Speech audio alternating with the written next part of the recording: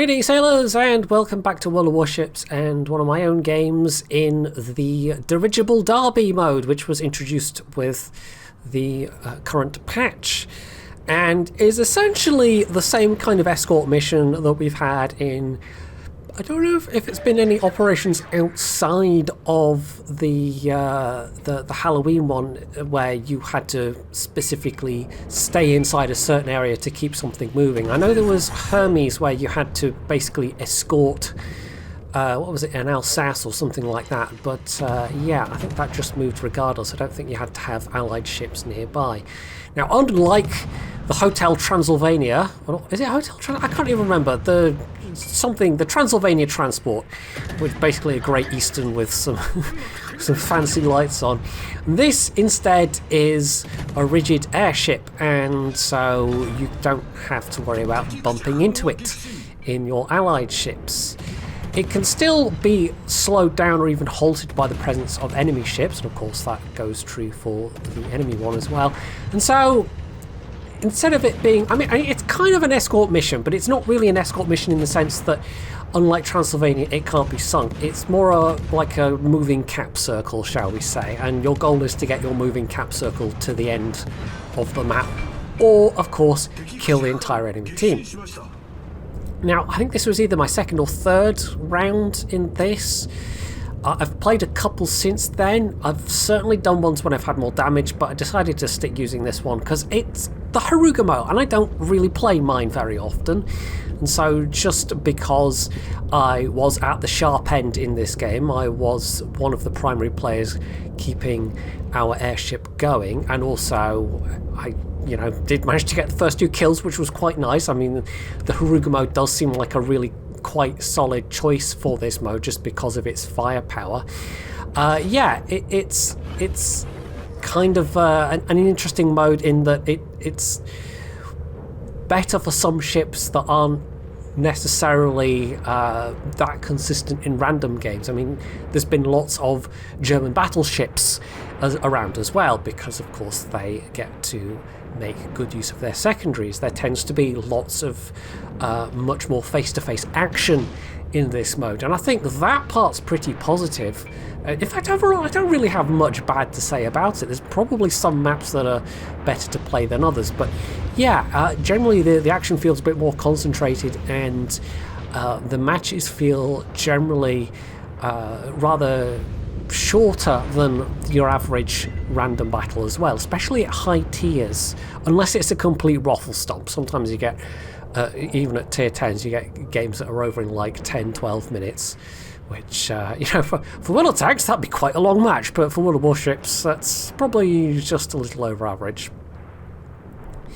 Now, the Harugamo, of course, still does have those very damaging torpedoes. It just doesn't have as many of them. But yeah, they are going to be good enough for my purposes. And really, I think my main focus here was just not get spotted, try and keep the cap going. Although if I do get spotted and shot at, it's not like it's detrimental to the airship's progress. It's only if the enemy team manages to get close enough. This enemy team spread themselves out all over the place, and our team is kind of spread out as well, to be fair. I think we had more ships. Well, it's kind of hard to judge looking at the minimap. I mean, there's about half the team here, and then you could say there's about half the enemy team near their thing, but their half is closer to their cap, and ours is a bit more spread out. Don't really know. Anyway. But yeah, we're getting a little close to the end now. I mean, we're only just over the 6-minute mark and we're already over halfway down the track. So unless the teams are being severely deficient in moving their dirigible forward, and if one team is, then that's really bad news because it means the other team is just going to get a potentially unassailable lead. Yeah, it's really, we're really moving towards the sharp end of this match already, and I think just the fact there's still so many enemy ships near their own and they're still being harassed by our ships. I mean, that Petro way up in the north isn't really in a position to do anything significant, as it turns out. That Montana is being focused down on their own, and now I'd really just have to worry about what might be coming through into the middle, but we should in theory be ahead of it. In terms of tactics and strategy, I mean, I think it's going to vary a little from map to map, but essentially this is a random game. Essentially you're playing with, unless you're a division, the same number of random teammates you are in a standard random battle. So any idea, I suppose, of trying to get people to agree on tactics or strategies is probably a bit far-fetched, to be honest. I think probably the best thing to do for any given player is, if you are near the thing, then try and keep it going, and if you are spawning away from it, go and try and harass the enemy and intercept them and do damage and try and obstruct their progress if possible. I don't think anything more complicated than that is really going to hold water unless you've got a full division of 3 that are in a particularly strong position to coordinate things. We're well ahead on kills now at this point. I mean, I think this also was, just aside from the whole factor of the moving cap, as it were, there's still obviously the other random battle factor in play, where sometimes teams are just not particularly well matched against each other in terms of skill level, and I think that might have been the case here. The enemy team has managed some kills. This hasn't been a free run by any means, but we've kind of slipped into a reasonably comfortable lead. I mean, they lost 2 destroyers really early on, and I now know exactly where their last destroyer is, and given that the Preußen is in the cap, I'm actually now going to use my RDF to hunt this shimmer down before they can just drop more torps in our way.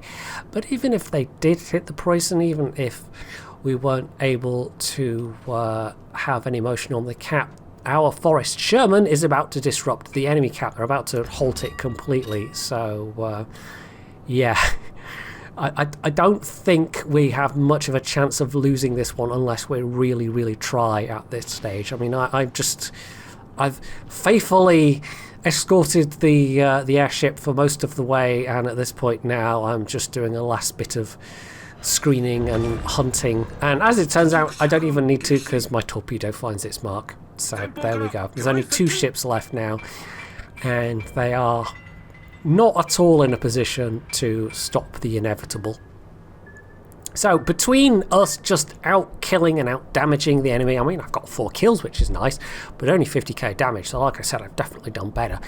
Yeah, this was definitely one of the more comfortable wins that I have had.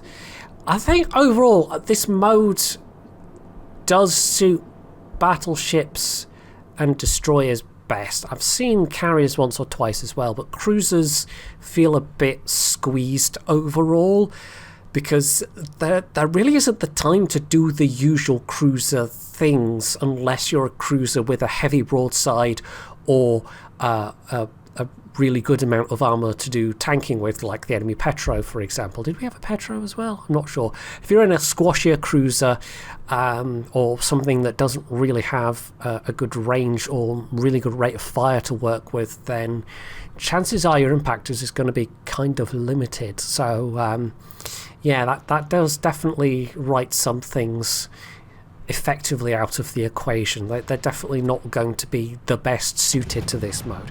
Overall, though, I like it. It's certainly more enjoyable off the bat than the convoy mode was, and I mean, the convoy mode was always going to be a harder thing to balance because it was an inherently asymmetric mode and didn't have submarines for whatever reason. I mean, if they'd made it a submarine mode, that might have been a whole different interesting thing, but as it was now, it was just asymmetric surface battles and it wasn't super fun. But this, on the other hand, yeah, I can kind of see the appeal of it.